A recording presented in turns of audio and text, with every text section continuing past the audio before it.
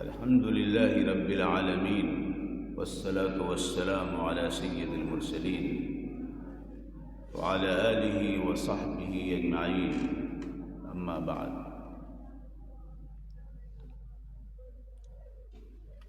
دارالعلوم ندوۃ العلماء کے نائب محتمم حضرت مولانا عبدالعزیز صاحب ندوی دامت اللہ اور حضرت مولانا عبدالقادر صاحب ندوی دامت برکاتہم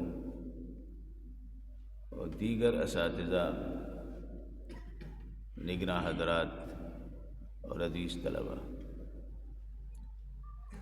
آج یقیناً وہ دن ہے جو ہماری آزادی کا پروانہ لے کر کے آیا. ابھی آپ نے ناظم جمعیت الاصلاح سے اور مولانا محمد فرمان ندوی صاحب سے اس جشن آزادی کے تعلق سے اور اس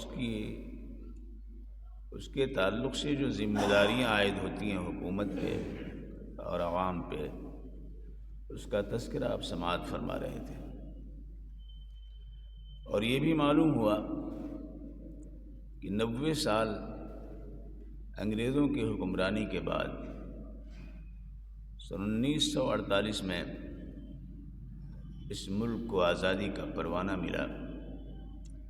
تو آزادی کی سانس کے لیے ایک ایسے نظام کی ضرورت تھی جس سے زندگی کا بقا اور اس کے استحکام اور زیست کے اقدار کا قوس و قدح اس پورے ہندوستان کے اوپر سایہ فکن رہے. اس کے لیے آپ نے یہ بھی سنا کہ 26 نومبر کو وہ کمیٹی تشکیل پائی جس نے آئین ہند کو مرتب کر کے پارلیمنٹ میں پیش کیا، اور پھر وہ آئین 26 جنوری 1950 کو مکمل طور پہ نافذ کرنے کے لیے دے دیا گیا. آج ہم اس آئین کے تعلق سے جشن منا رہے ہیں. پورے ملک کے اندر بڑے پیمانے پہ جشن منایا جاتا ہے. منانا الگ ہے اور ماننا الگ ہے. یقیناً منانے میں کوئی کمی نہیں ہے، ہم بھی منا رہے ہیں، دیگر قومیں بھی منا رہی ہیں. تاج و تخت اور بخت و باج کے جو مالک آج بنے ہوئے ہیں وہ بھی منا رہے ہیں. لیکن منانا الگ ہے اور ماننا الگ ہے. اصل چیز ماننے کی ہے، منانے کی نہیں. منانا اس بات کی شاہد ہے کہ یقیناً کوئی نہ کوئی روٹھا ہوا ہے، کسی نہ کسی کی حق تلفی ہو رہی ہے، کہیں ظلم اور ستمرانیاں ہیں، کہیں جبر اور تعدی ہے، کہیں اعتداءات ہیں، کہیں کسی پر دباؤ بنایا جا رہا ہے، کہیں پر لاٹھی اور بھینس کا معاملہ پیش کیا جا رہا ہے. لہذا اگر صرف مناتے رہیں گے تو دوریاں بڑھتی رہیں گی، کھائیاں آتی رہیں گی، خلیجوں میں وسعتیں پیدا ہوتی رہیں گی، اور پورا ملک شعلہ جوالہ کی طرح سے دوسروں کو تباہی کی روشنی پیش کرتا رہے گا. لہذا حقیقت تو یہ ہے کہ منانے سے زیادہ ماننے کا عہد ہو. ماننے کے لیے ہم آگے بڑھیں. آئین ہند جس کو بڑی کوششوں کے ساتھ، بڑی محنتوں کے ساتھ، اور اس دور کے بڑے بڑے دانشور جس میں ہر طبقے کے لوگ تھے، کئی مسلم اس میں دانشور اور اسکالر موجود تھے جنہوں نے اس کو مرتب کیا ہے. اور یقیناً ایک ایسا آئین ہے جس میں ہر قوم کے فلاح کی ضمانت موجود ہے. مذہب کی آزادی بھی موجود ہے۔ تعلیمی سرگرمیوں کے تعلق سے ہر قوم کے لیے کوشش فراواں کا موقع دیا گیا ہے۔ ہر ایک کے لیے اس بات کی وضاحت ہے کہ اسے اس ملک کے اندر پورے طور پر آزادی رائے بھی ہے، آزادی خیال بھی ہے، اور آزادی مذہب کی بھی اس کو سوغات ملی ہوئی ہے۔ لہذا آئین ہند میں کوئی کمی نہیں، دستور میں کوئی کمی نہیں۔ نظام زندگی کو تشکیل پانے کے لیے نظام ضروری ہے، اور اللہ رب العزت نے اسی لیے اس کائنات کی بقا کے لیے اور یہ ترقی کرتا رہے، اللہ رب العزت نے دو نظام دیے، نظام تکوینی اور نظام تشریعی۔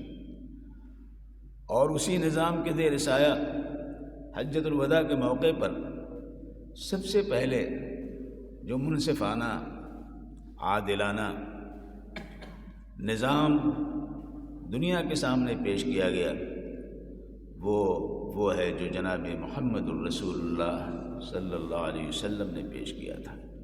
اور آج دنیا کا جتنا نظام ہے، جو بھی آئین ہے، اس کی بازگشت اس میں موجود ہے، اس کی تراوٹ کا احساس ہوتا ہے اور اس کی لذتیں پائی جاتی ہیں۔ لہذا ہمارے ملک کے اس آئین کے اندر بھی وہ چیزیں موجود ہیں جس کی طرف اس میں دعوت دی گئی تھی۔ 75 سالہ اس دور کے اندر اگر آپ غور کریں تو یقیناً آئین ہند کے منانے کی بات تو بڑھ چڑھ کے ہوتی رہی ہے، جھنڈیاں بھی لگائی جاتی رہیں، جھنڈے بھی پھہرائے جاتے رہے، اور طرح طرح کے ترانے بھی گائے جاتے رہے، لیکن حقیقت یہ ہے کہ ماننے کا جو موقع تھا یا ماننے کی جو ضرورت تھی اس میں درجہ بدرجہ کمی آتی چلی گئی، اور خاص طور پہ اقلیتوں کے ساتھ ملک کے حاکمانہ رویے نے ہمیشہ ظلم اور زیادتی کی بات کی ہے۔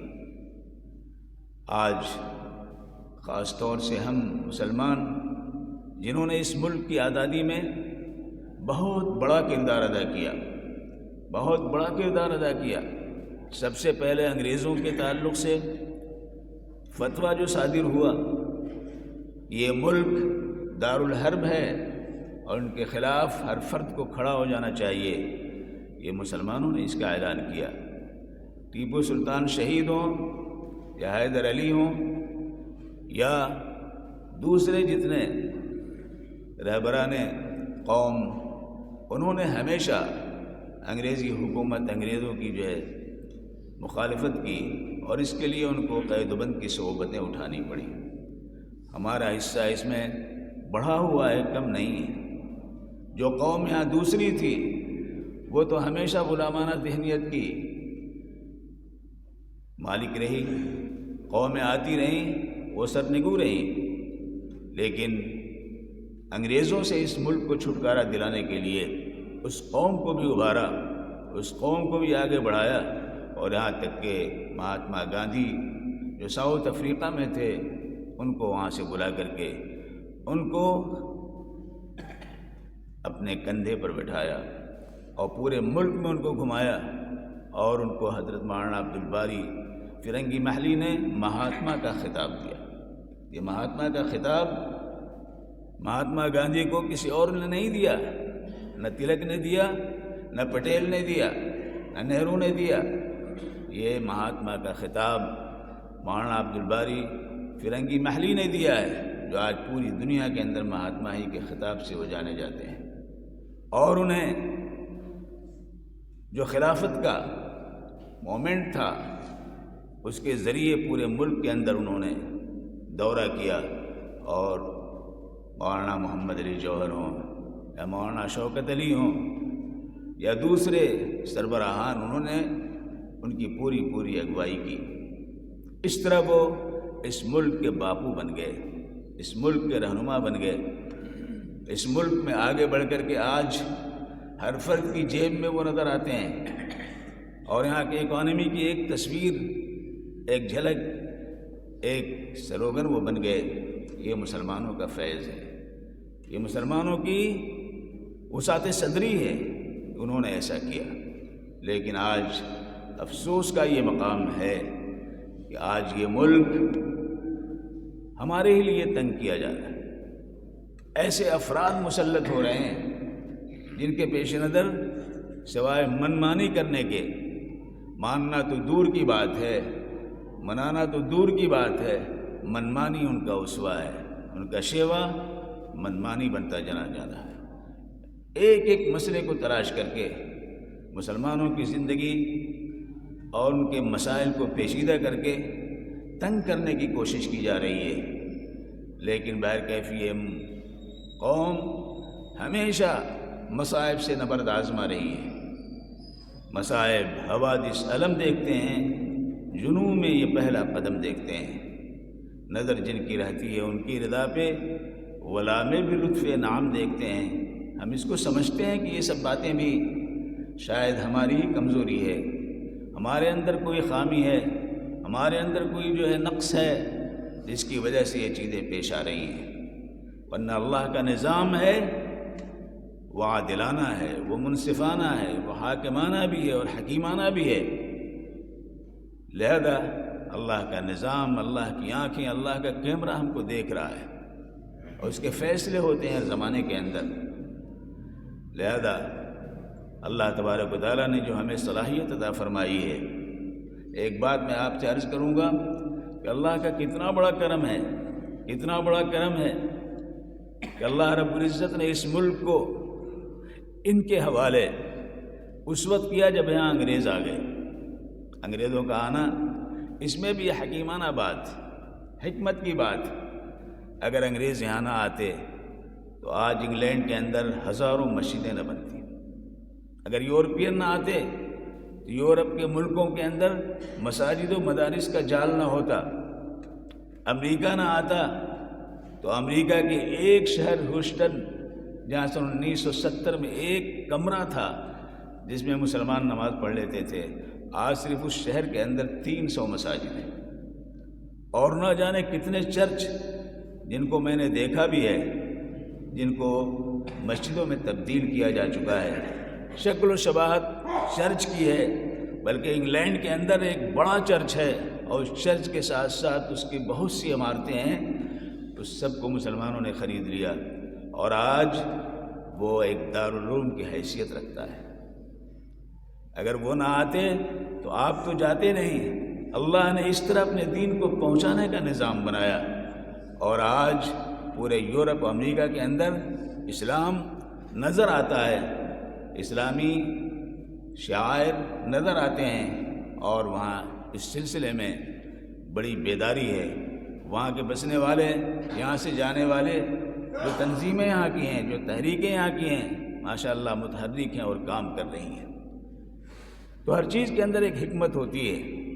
شاید ہندوستان کے اندر ہم ضرور اس کا رونا روتے ہیں کہ ہمارے ساتھ ظلم ہو رہا ہے، ہمارے ساتھ زیادتی ہو رہی ہے، ہمارے حقوق کی حق تلفیاں کی جا رہی ہیں، ہمارا خیال نہیں رکھا جا رہا ہے۔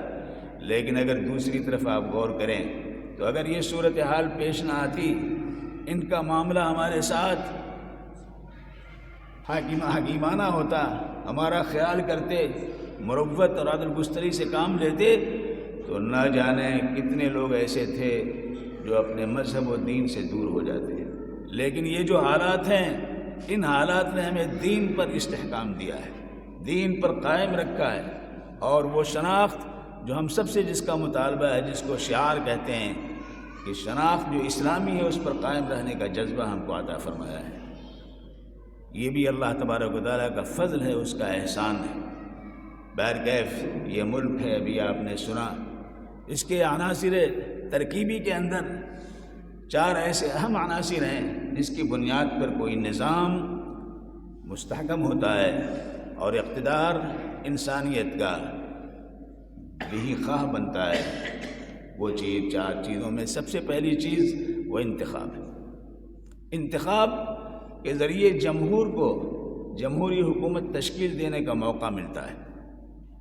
انتخاب اگر صالح ہو، انتخاب میں کوئی گڑبڑی نہ کی جائے تو ایسی صورت میں جو حکومت آتی ہے وہ ایک منصفانہ جماعت تشکیل پاتی ہے اس کے ذریعے، اور اقتدار صحیح رخ پر چلتا ہے۔ لیکن آج افسوس ہے کہ انتخابات جو جمہوری کاررواں کو جمہوریت کی دہلیز سے اٹھا کر کے اقتدار کی دہلیز تک پہنچانے کا ذریعہ ہے، آج اس کو بھی گڑبڑ کر دیا گیا ہے، اس پر بھی بھروسہ نہیں رہا۔ ہم یہ نہیں کہہ رہے ہیں بلکہ یہ ساری حکومتیں کہہ رہی ہیں، یعنی وہ حزب اختلاف کی ساری جماعتیں کہہ رہی ہیں، بلکہ یہ لایا تھا کانگریس نے، اور کانگریس کے دور نے بی جے پی نے اس کے خلاف ایجیٹیشن کیا تھا، احتجاج کیا تھا کہ ایم یو سے کے ذریعے یہ اس میں گڑبڑی ہے، یہ نہیں ہونا چاہیے۔ لیکن آج وہی جماعت سب سے زیادہ اس کے حق میں ہے، اور حزب اختلاف نے ہر طرف سے اس کے خلاف آواز اٹھائی لیکن قبول کیے جانے کے خلاف۔ تو انتخابات جس کے ذریعے ایک عادلانہ حکومت کا قیام ہو سکتا تھا، آج ہمارے ملک میں اس کو بھی سبوتاژ کر دیا گیا ہے۔ دوسری چیز طرز حکمرانی ہے۔ طرز حکمرانی عوام کے لیے نفرت کا بیج نہیں بوتا ہے، بلکہ محبت، ایک دوسرے کے ساتھ ہمدردی، بے خواہی کا معاملہ کیا جاتا ہے۔ لیکن آج ہر طرف نفرت ہے، نفرت کا دیوتا کھڑا ہوا ہے، نفرت کی باتیں کہی جا رہی ہیں، اور یہ بات اتنی زیادہ کہ پوری فضا جو ہے دھر آلود ہوتی چلی جا رہی ہے۔ تیسری چیز جو کہی جاتی ہے وہ مقننہ اور عدلیہ کی ہے، اور عدلیہ کا حال یہ ہے کہ بابری مسجد کا فیصلہ ہوتا ہے اور جو سب سے بڑا حاکم سپریم کورٹ میں بیٹھا ہوا ہے وہ کہتا ہے کہ یہ بابری مسجد کسی مندر کو توڑ کر کے نہیں بنائی گئی ہے، کسی مندر کو توڑ کر کے نہیں بنائی گئی ہے۔ اس کے باوجود وہ فیصلہ دیتا ہے اور وہاں کی ساری جائیداد اور اس جگہ رام مندر بنانے کا فیصلہ ہوتا ہے۔ ایک تھوڑی سی جگہ 6 ایکڑ کی زمین یا 6 بیگھے کی زمین جو ہے مسلمانوں کو وہاں سے بہت دور دے دی جاتی ہے۔ یہ عدلیہ کا حال ہے۔ ایک طرف اس بات کا یقین بھی ہے کہ شواہد نہیں ہیں، دلائل نہیں ہیں، کوئی ثبوت نہیں ہے، لیکن فیصلہ ہو رہا ہے۔ اور اسی کی زد میں آج گیان واپی مسجد بھی ہے اور متھرا کا عیدگاہ بھی ہے۔ یہ ساری چیزیں وہ ہیں جو عدلیہ کے ذریعے کی جا رہی ہیں تاکہ آپ کی زبان کو بند کر دیا جائے، آپ سے پہلے اس بات کی ضمانت لی جائے کہ آپ مانیں گے، لہذا جو فیصلہ آئے گا آپ کو ماننا ہے۔ ظاہر ہے ظالمانہ ہے، عادلانہ نہیں ہے۔ اور تیسری چیز جو ہے عدلیہ کے ساتھ وہ میڈیا ہے۔ میڈیا کا حال یہ ہے کہ اگر کوئی واقعہ، کوئی ملزم جس پر الزام رکھ کر کے حکومت نے یا پولیس نے اس کو گرفتار کیا تو یہ میڈیا اس کو اس طرح سے پیش کرتا ہے، اس طرح پیش کرتا ہے گویا کہ وہ مجرم ہے، اس کو مجرم بنا کر کے پیش کر دیا جاتا ہے۔ بس اس کا احساس ہونا چاہیے کہ وہ مسلمان ہے، اس کا احساس ہونا چاہیے کہ وہ مسلمان ہے۔ اگر غیر مسلم ہے تو صاحب کچھ نہیں ہے، کوئی بات نہیں ہے۔ ابھی میرا روڈ پر فساد ہوا، ان کا جلوس جا رہا ہے، مسجدوں پہ چڑھ کر کے انہوں نے جو ہے جھنڈے لگانے شروع کیے، نعرے بازی شروع کی، مسلمانوں نے دفاع کیا تو ان کی دکانیں لوٹ لی گئیں، اور آج انہی مسلمانوں کی دکانوں کو، انہی مسلمانوں کے گھروں کو بلڈوزر سے جو ہے توڑا جا رہا ہے، اور یہ کہا جا رہا ہے یہ معمول کی بات ہے۔ معمول یہی ہوا کہ مسلمان ہیں، لہذا ان کے گھر کو بھی توڑ دو، ان کی کمپنی کو ختم کر دو، ان کی جمعیت کو منتشر کر دو، ان کی قوت کو جو ہے یہ سبوتاژ کر دو۔ یہ چیزیں ہو رہی ہیں، یہ ظاہر ظلم ہے، اور ظلم کے ذریعے کوئی ملک پنپ نہیں سکتا ہے۔ جب تک موقع اللہ کی طرف سے ہوا ہے، ایک دن آئے گا جب کلائی مروڑ دی جائے گی، گردن توڑ دی جائے گی، آنکھیں پھوڑ دی جائیں گی، اور کوئی بچانے والا نہیں گا۔ ظالم کا حشر ہمیشہ تاریخ میں یہی ہوا ہے اور یہی ہو کر کے رہے گا۔ لہذا اس سے باوجود بھی ہم اس ملک کے وفادار ہیں، اس ملک سے محبت کرتے ہیں، اس ملک کی چاہتیں ہمارے اندر ہیں، اس ملک کے مساجد سے، اس ملک کے مقابر سے، اس ملک کے دارالعلوم کے، اس ملک کے اقتدار سے ہمیں محبت ہے تاکہ یہ پنپے اور آگے بڑھے۔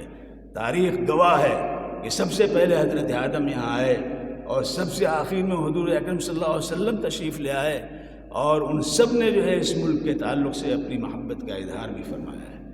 لہذا ایسی صورت میں یہ محبوب ہے ملک، اور اس کو رچانے میں اور بسانے میں اور اس کی رونق اور زیبائش و آرائش میں ہمارے سلف نے، ہمارے اکابر نے جو یوگدان دیا ہے، ہم اس کو دیتے رہیں گے، انہی مساجد کے ذریعے، انہی مدارس کے ذریعے، انہی دارالعلوم کے ذریعے، انہی تنظیموں کے ذریعے، انہی تحریکوں کے ذریعے، انہی ٹوپی و کرتوں کے ذریعے، انہی شلوار و پاجاموں کے ذریعے ہم اس سے پیچھے نہیں ہٹنے والے۔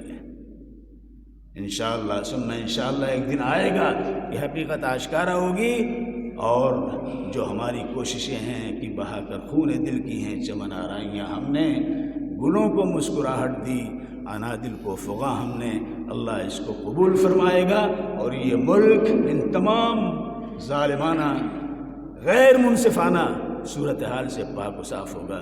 اللہ تبارک و تعالیٰ توفیق سے نوازے۔ وآخر دعوانا الحمدللہ رب العالمین۔